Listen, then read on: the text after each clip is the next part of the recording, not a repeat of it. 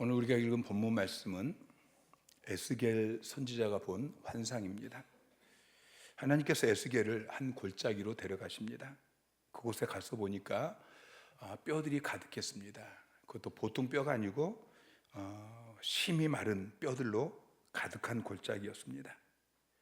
이 마른 뼈가 무엇이냐면 11절에 하나님께서 말씀하시기를 이 뼈들은 이스라엘 온 족속이라. 그들이 이르기를 우리의 뼈들이 말랐고 우리의 소망이 없어졌나니 우리는 다 멸절되었다 하였느니라. 이 뼈들은 이스라엘 온 족속이라고 하나님께서 말씀하십니다. 이스라엘 백성들은 하나님 나라 백성이었습니다. 그런데 그들이 죄악으로 말미암아서 하나님께 심판을 받고 바벨론의 포로로 끌려가서 포로 생활하고 있습니다. 물론 그들은 하나님께서 그들을 다시 회복시켜 주시겠다는 약속이 있었고, 그래서 고향으로 돌아갈 소망을 가지고 살고 있었습니다. 그런데 1년, 2년 그렇게 시간이 지난 것이 벌써 10여 년이 넘었습니다. 돌아갈 소망은 전혀 보이지 않습니다. 그래서 그들이 스스로를 가리켜 말하기를 우리의 뼈들은 말랐고 우리의 소망은 없어졌으니 우리는 다 멸절되었다 라고 이스라엘 백성들이 고백하고 있는 것입니다.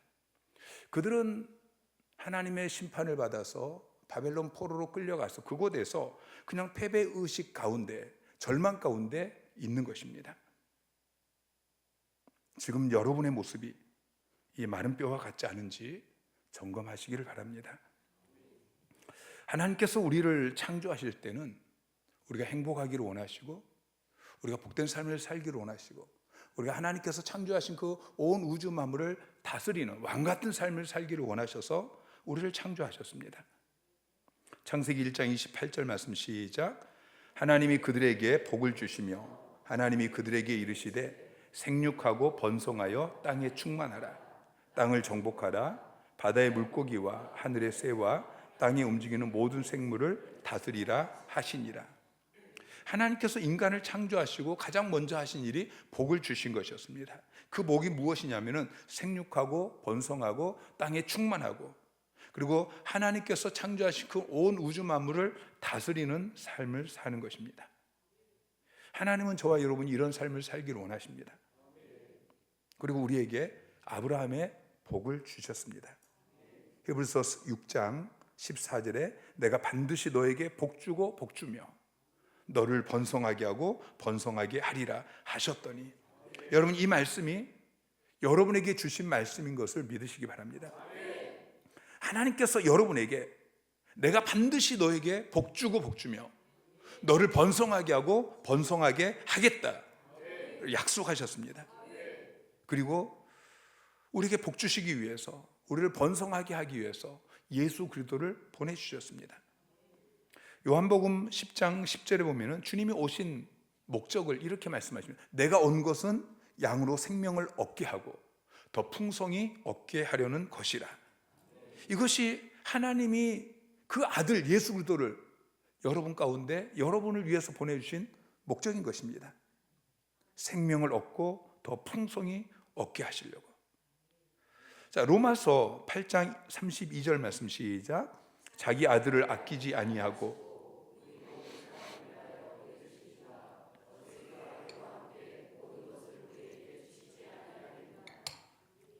여러분, 하나님께서 아들도 아끼지 않고 여러분에게 주셨어요. 여러분을 복되게 하시려고, 여러분에게 복 주고 복 주며 번성하게 하고 번성하게 하시기 위해서 하나님이 아들도 아낌없이 내어주셨어요. 자, 아들을 아끼지 않고 여러분에게 주신 하나님께서 무엇이 아까워서 주지 않겠습니까? 그 아들과 함께 모든 것을 여러분에게 주기를 원하신다는 것을 기억하시기 바랍니다. 우리는 생육하고 번성하며 땅에 충만한 삶을 살아야 돼요. 하나님이 우리에게 주신 그 모든 것들을 다스리는 삶을 살아야 되는 것입니다. 여러분 그렇게 살고 계십니까? 지금 여러분의 삶이 생육하고 번성하고 있습니까? 그 아들과 함께 풍성한 삶을, 영생의 삶을 누리고 계십니까? 하나님께서 지금 나의 영적인 모습을 비춰주신다면, 성강 같은 빛으로 나를 비추실 때에 나의 모습이 혹시 엑스레이 찍으면 필름에 이 뼈만 나오는 것처럼 여러분의 모습이 혹시 그렇지는 않습니까? 영적으로 메말라 있고, 기도를 해도 답답하고, 예배 가운데도 감동이 없고, 사역을 하지만 그 사역이 힘들고 열매가 없고, 삶은 피곤하고 지쳐있고, 하나교회 처음 나와서 예배 드릴 그때 하나님의 임재 가운데, 찬양 가운데 눈물이 있었고, 말씀 가운데 눈물이 있었던, 감동이 있었던, 그런데 지금 여러분의 예배는 어떻습니까? 치유상회 때 성령께서 임재하시고 그렇게 뜨겁게 부르짖어 기도하면서 하나님께서 임재하신 그 감격, 여러분 지금도 기도할 때에, 금요 기도 나올 때에 그러하십니까? 새가족 학교 때 말씀을 통해서 여러분의 심령에 기쁨이 있고 행복이 있고 감사가 넘치고 영적으로 자라나고 너무나 행복했던 제자댁을 통해서 하나님의 부르심 앞에 눈물 콧물 쏟으면서 그렇게 감격했던 그런 모습을 기억할 때, 여러분 지금 여러분의 모습은 어떻습니까? 그때는 그렇게 뜨거웠는데 지금은 마른 뼈와 같은, 골짜기에 가득한 그 마른 뼈와 같은 그런 모습은 아닙니까? 여러분의 자녀는 어떻습니까? 여러분의 남편은 어떻습니까? 여러분의 사역은 어떻습니까? 여러분의 셀 모임 현장은 모일 때마다 풍성하십니까? 아니면 메말라 있습니까?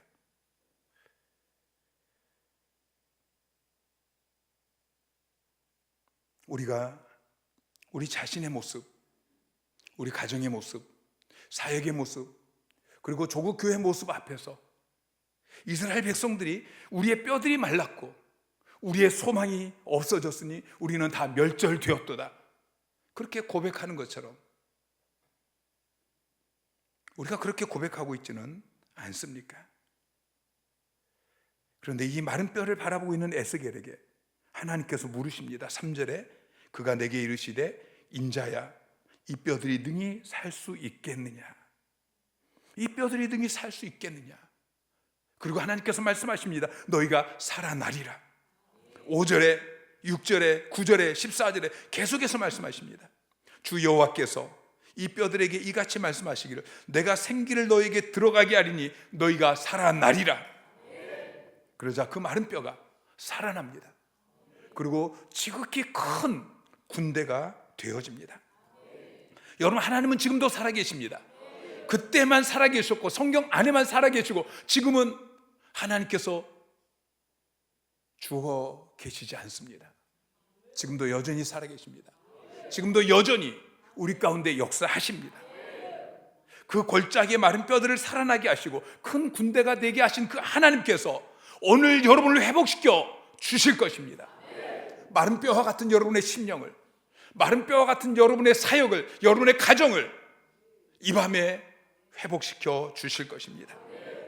여러분의 자녀들을 회복시켜 주시고 여러분의 남편을 회복시켜 주실 것이고 여러분의 전도 대상자들을 회복시켜 주실 것이고 여러분의 셀 모임을 회복시켜 주실 것입니다. 살아나게 하실 것입니다. 일어나게 하실 것입니다. 큰 군대가 되게 하실 것입니다. 여러분 우리가 속은 마른 뼈 같은데 겉만 번지르르한 그런 성도가 되어서는 안 될 것입니다. 예수 믿으면 변화가 일어납니다. 근데 예수 믿으면 겉만 변하는 것이 아니고 속이 변합니다.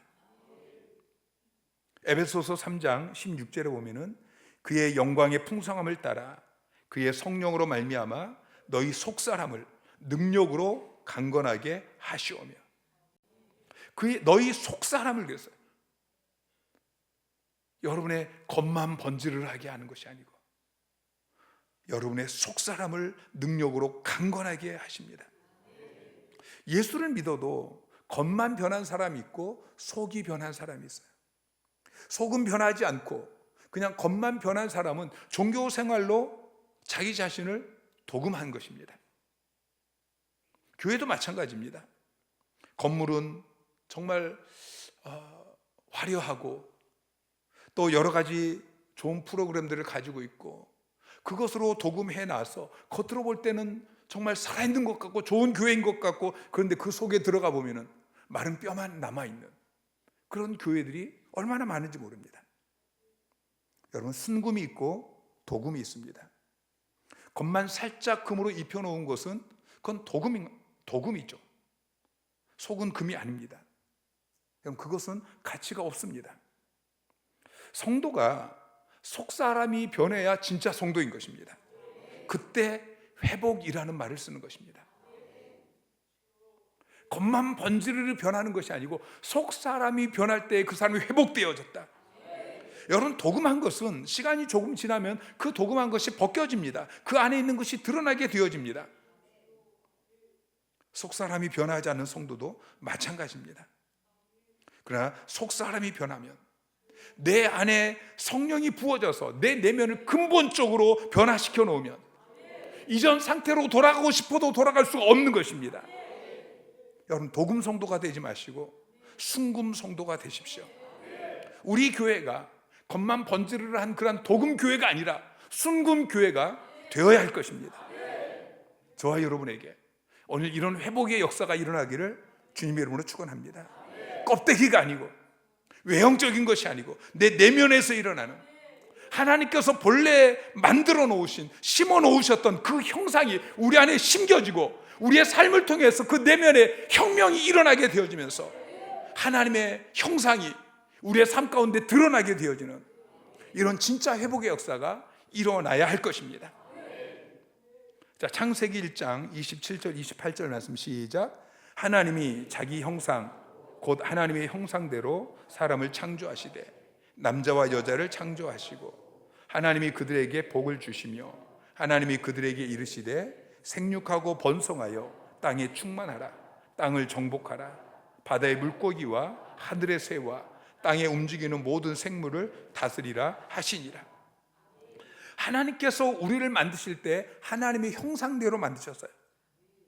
우리 인간을 흙으로 빚으시고 그리고 생기를 불어넣으시고, 그런데 인간 창조의 클라이막스가 뭐냐면은 하나님의 형상을 우리에게 부어주셨다는 거예요.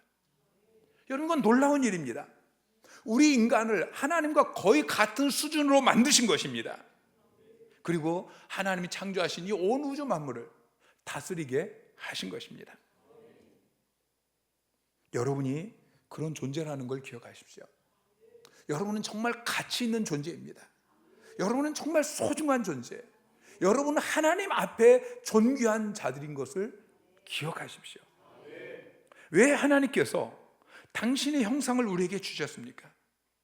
하나님이 하나님의 형상을 우리에게 주신, 하나님의 형상대로 우리를 창조하신 목적이 있습니다. 창세기 1장 27절에 하나님의 형상대로 우리 인간을 창조하시고, 그리고 28절에 복을 주십니다. 어떻게 복을 주시냐면은 생육하고 번성하고 땅에 충만해라. 땅을 정복해라. 내가 창조한 이 모든 만물을 다스려라.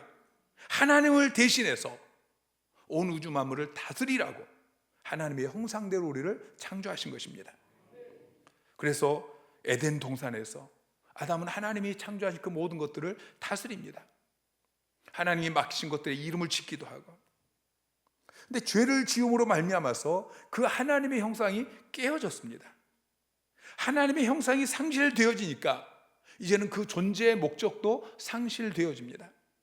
생육하고 번성해야 되는데, 땅에 충만하고 땅을 다스려야 되는데, 오히려 하나님이 창조한 그 피조물에 다스림을 받게 되어지는, 아무것도 아닌 물질의 종이 되어지고 세상에 종된 삶을 사는 우리의 모습을 보게 되는 것이죠. 가장 큰 비극은 인간 존재의 목적을 잃어버렸다는 것입니다. 내가 왜 태어났는지, 내가 왜 존재하는지, 내가 무엇을 하며 살아야 되는지, 이것을 잊어버린 것입니다. 여러분, 이 세상의 비극은 다른 데 있지 않습니다. 우리 인간이 삶의 목적을 잃어버린 것입니다. 그래서 오늘날 대부분의 사람들의 모습을 보면은 그냥 먹고 살기 위해서 존재합니다. 조금 더 잘 살면 조금 더 잘 먹고 그렇게 살아가고, 조금 더 잘 살면 조금 더 좋은 집에서 살고, 그렇게 이 땅에서 그냥 생존 문제에 매여서 그렇게 살다가 죽는 것이죠. 여러분, 이것뿐이면 우리 인생이 너무 허무하지 않습니까? 여러분, 깨어진 상태, 망가진 상태, 그 상태로 계속 살지 마시기를 주님의 이름으로 축원합니다. 하나님은 예배 받으시기 위해서 여러분을 창조하셨습니다. 이사야 43장 21절에 자 시작. 이 백성은 내가 나를 위하여 지었나니 나를 찬송하게 하려 함이라. 하나님이 여러분을 만드신 목적은 하나님을 찬송하게 하기 위함입니다. 웨스트민스터 소위문답 제1문이 사람의 제일 되는 목적이 무엇입니까? 답은 이것입니다. 사람의 제일 되는 목적은 하나님을 영화롭게 하는 것과 그를 영원토록 즐거워하는 것입니다. 여러분, 우리 인간의 제일 되는 목적은 돈을 많이 버는 것이 아닙니다. 이 땅에서 유명해지는 것이 아닙니다. 전도 많이 하고 봉사 많이 하고 그것도 아닙니다. 우리 인간의 제일 되는 목적은 예배하는 것입니다. 하나님께 예배하는 것입니다. 여러분의 존재의 목적을 잊지 마십시오. 하나님께서 여러분을 창조하시고 여러분을 구속하시고 여러분을 하나님의 자녀 삼으시고 하나교회로 부르시고 이 자리에 있게 하신 목적은 하나님께 예배하는 것입니다. 다른 종교의 목적은 구원받는 것입니다. 그러나 기독교는 이미 구원받았습니다. 우리는 구원받기 위해서 이 자리에 나오지 않았습니다. 우리는 구원받고 이 자리에 나왔습니다. 하나님께 예배하기 위해서 나온 것입니다. 시편 27편 1절부터 보면은 다윗이 이렇게 고백합니다. 다윗은 지금 그 아들 압살롬이 반역해서 도망가고 있습니다. 생명의 위협을 느끼고 그렇게 허겁지겁 도망가는 그 길에 다윗이 이렇게 고백하죠. 자 시작. 여호와는 나의 빛이요 나의 구원이시니 내가 누구를 두려워하리요. 여호와는 내 생명의 능력이시니 내가 누구를 무서워하리요. 군대가 나를 대적하여 친칠지라도 내 마음이 두렵지 아니하며 전쟁이 일어나 나를 치려 할지라도 나는 여전히 태연하리로다. 다윗은 생명의 위협을 느끼며 도망가는 그 피난길에 여호와는 나의 빛이십니다. 여호와는 나의 구원이십니다. 그러므로 나는 두렵지 않습니다. 나는 무섭지 않습니다. 나는 여전히 태연합니다. 그렇게 고백하고 있습니다. 근데 한국 교회는 아주 작은 일에도 이렇게 고백하지 못합니다. 태연하지 못합니다. 두려워하면서 낙심하고 포기하고. 자 4절에 다윗이 계속해서 고백합니다. 내가 여호와께 바라는 한 가지 일 그것을 구하리니 곧 내가 내 평생에 여호와의 집에 살면서 여호와의 아름다움을 바라보며 그의 성전에서 사모하는 그것이라. 다윗은 피난 가는 그 길 가운데 자기의 생명의 위협을 느끼는 그 상황 가운데 두려워하지 않는다, 무서워하지 않는다, 나는 여전히 태어나다 그렇게 고백하면서 내가 하나님 앞에 한 가지 일을 구합니다. 그 다윗의 기도는 그의 성전에서 사모하는 것. 내가 평생 여호와의 집에 살면서 여호와의 아름다움을 바라보며 그의 성전에서 사모하는 것입니다. 하나님의 임재 가운데 예배하는 것입니다.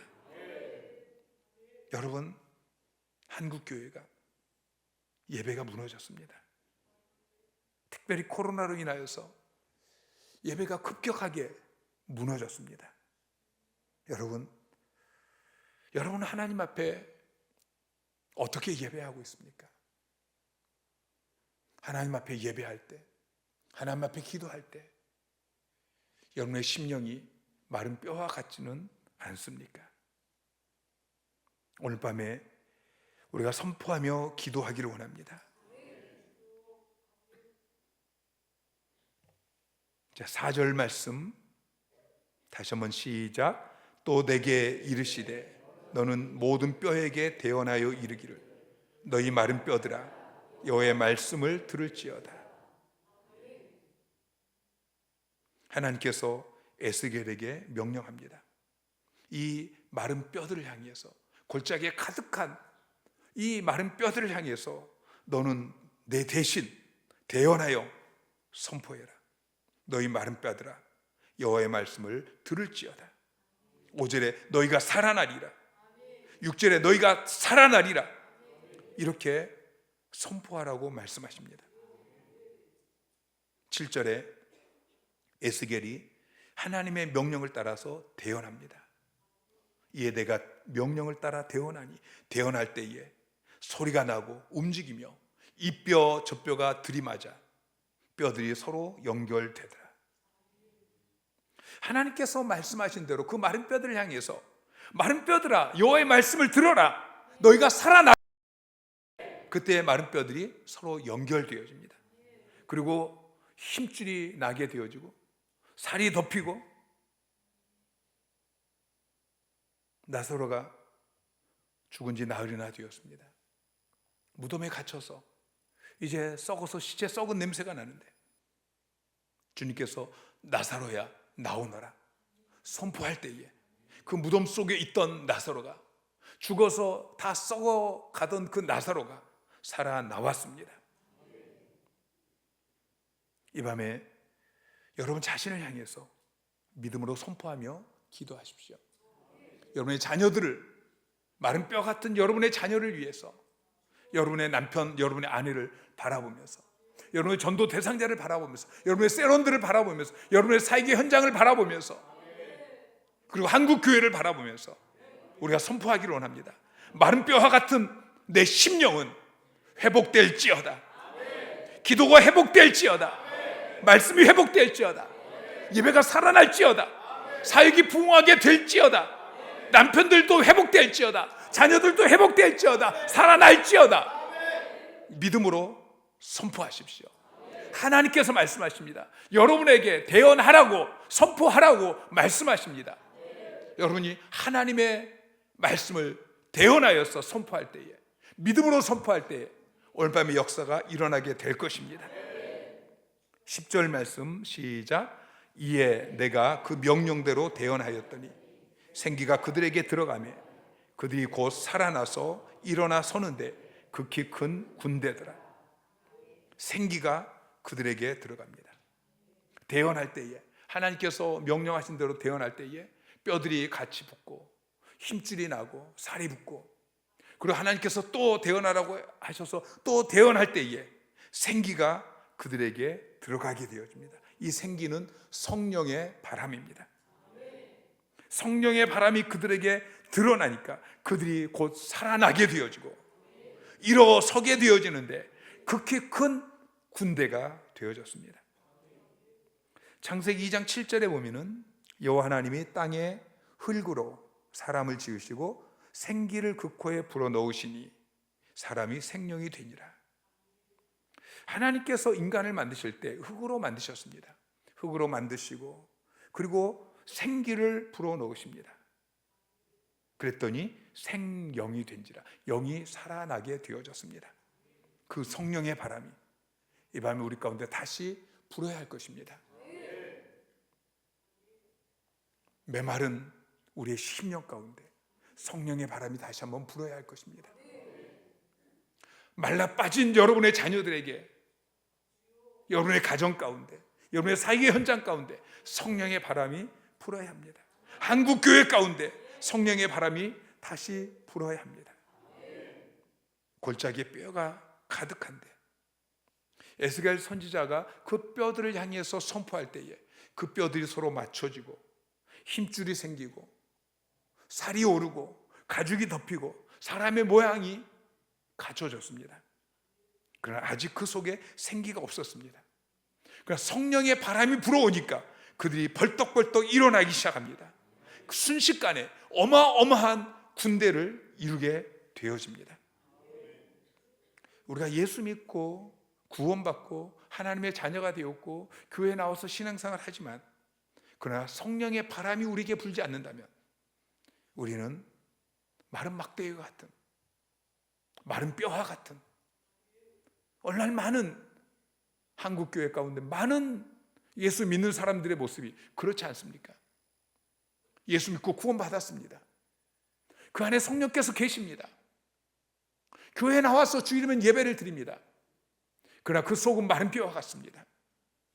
성령의 바람이 불어오지 않았기 때문입니다.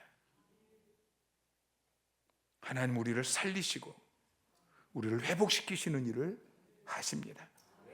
우리의 모습이 마른 뼈 같을지라도 소망이 있습니다.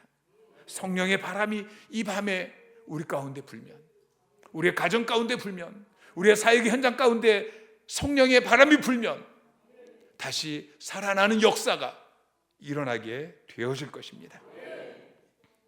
사도행전 2장 17절 말씀 시작. 하나님이 말씀하시기를 말세에 내가 내 영을 모든 육체에 부어주리니 너희의 자녀들은 예언할 것이요 너희의 젊은이들은 환상을 보고 너희의 늙은이들은 꿈을 꾸리라. 하나님께서 말씀하십니다. 말세에 내가 내 영을, 성령님을 모든 육체에 부어주리니. 자, 부어주시겠다는 말은 흘러 넘치도록 그렇게 부어주시겠다는 말인 것입니다. 이 밤에 하나님께서 주의 성령을 여러분 가운데 부어줄 때 차고 넘치도록, 차고 넘칠 때에 우리의 삶 가운데 성령의 열매가 나타나게 되어지고 우리 사역의 현장 가운데 성령의 은사가, 능력이 나타나게 되어질 것입니다. 하나님께서는 내 영을 모든 육체에게 부어주리라.